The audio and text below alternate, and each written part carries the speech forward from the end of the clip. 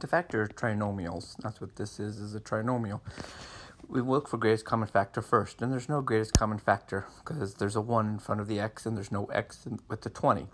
So we have to use another method, and this method is what I call the riddle method. And what we want to do is find two numbers that multiply to give us 20. So for example, 5 and 4, -5, -4. And then when you add those numbers up, I get 9, I get -9. And when you find this to be the middle number, you found your factor. So the 5 and the 4 give us the 9.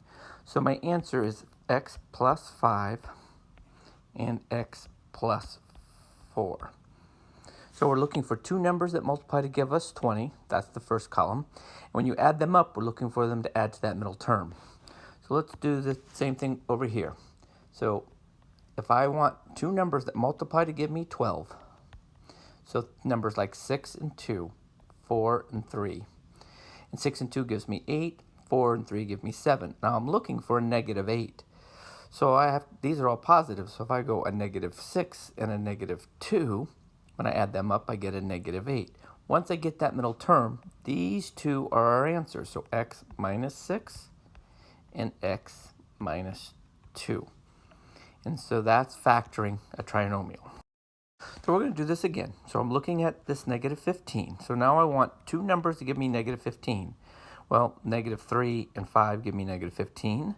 +3 and a -5. And when I add, I get 2. When I add, I get a -2. I'm looking for this 2.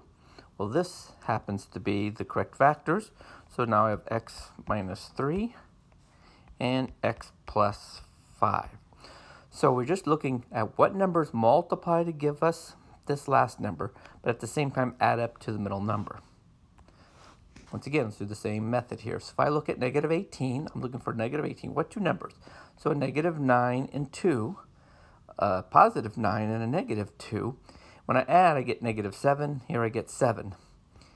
And I'm looking for a -7, so this happens to be my answer. So x minus 9 is one factor, and x plus 2 is my other factor. Now, just like before, solving, all that means is once we get our factors, we make it equal to 0. So in this problem, I have to make it equal to 0. So I'm going to have to move the 27 over to get it equal to 0. So I'm going to get x squared plus 6x, and when I move it over, it becomes a -27, and it equals 0. Once we get it equal 0, I have to factor. So I'm looking for two numbers that give me a -27 and add up to a +6. So let's think about numbers that give us -27. 9 and -3 give me a -27. When I add them up, I get 6. So here are my factors. So it's going to be x plus 9 and x minus 3.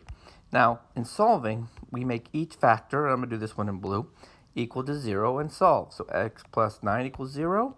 So that means x equals a -9. And then x minus 3 equals 0. And so x equals 3. So my answers when solving are -9 and 3. -9 and 3.